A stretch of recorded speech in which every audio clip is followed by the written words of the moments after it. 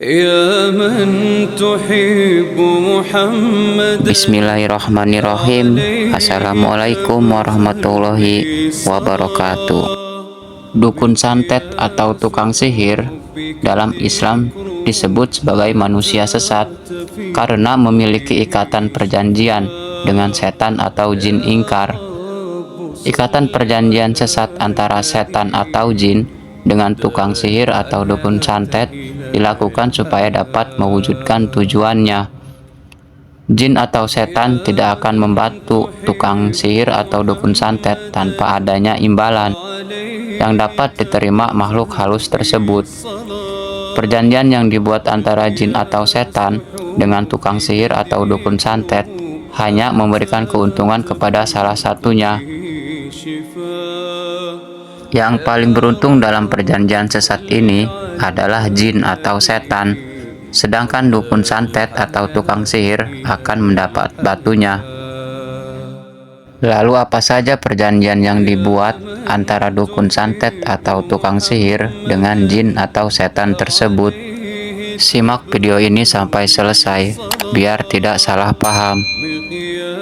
Bagikan video ini kepada teman dan keluarga, karena sebaik-baiknya orang ialah yang mempelajari Al-Quran dan membagikannya kepada orang lain. Dalam kitab Wiqayatul Insan Minal Jinni Wasyaitan menjelaskan 8 perjanjian yang dilakukan dukun santet atau tukang sihir dengan jin atau setan. Berikut penjelasannya.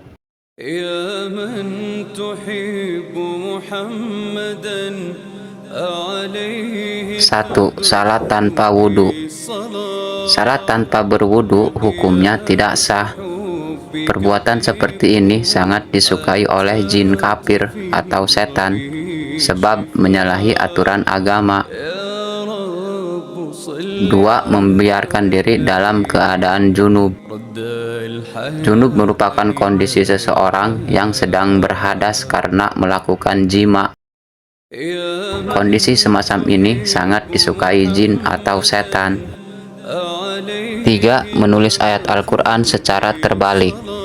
Perjanjian semacam ini jelas menjadikannya murtad atau keluar dari agama Islam, sebab dapat mengubah ayat Al-Quran dan maknanya. 4. Menulis ayat Al-Quran dengan menggunakan kotoran.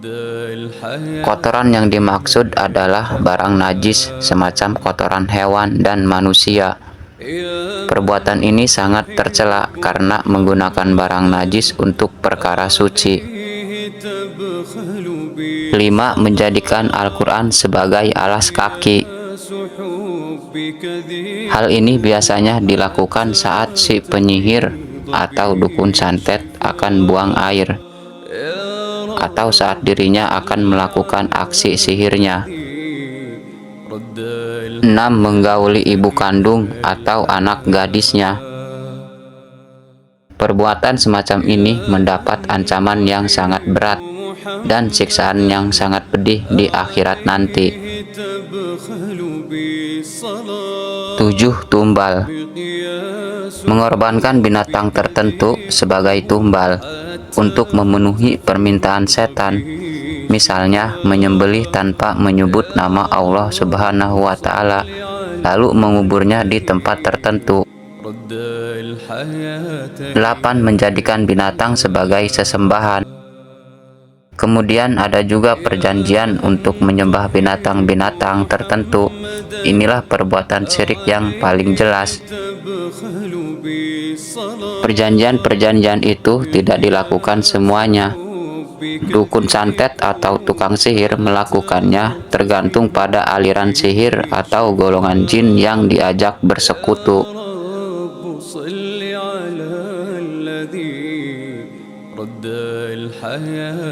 Masih banyak macam-macam perjanjian lain yang tidak bisa disebutkan dalam video ini. Namun pada intinya, seluruh ikatan perjanjian tersebut pasti menyalahi syariat agama Islam dan ajaran para nabi terdahulu.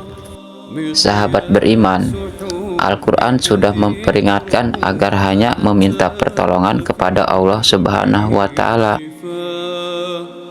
Al-Quran juga mengingatkan bahayanya meminta pertolongan jin. Dalam surat Al-Jin dijelaskan, manusia yang meminta pertolongan jin justru dibuat tersesat oleh jin. Dan sesungguhnya ada beberapa laki-laki dari kalangan manusia yang meminta perlindungan kepada beberapa laki-laki dari jin.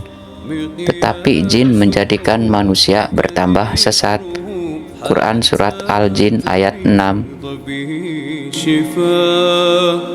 يا رب صل على الذي رد الحياة إلى الحياة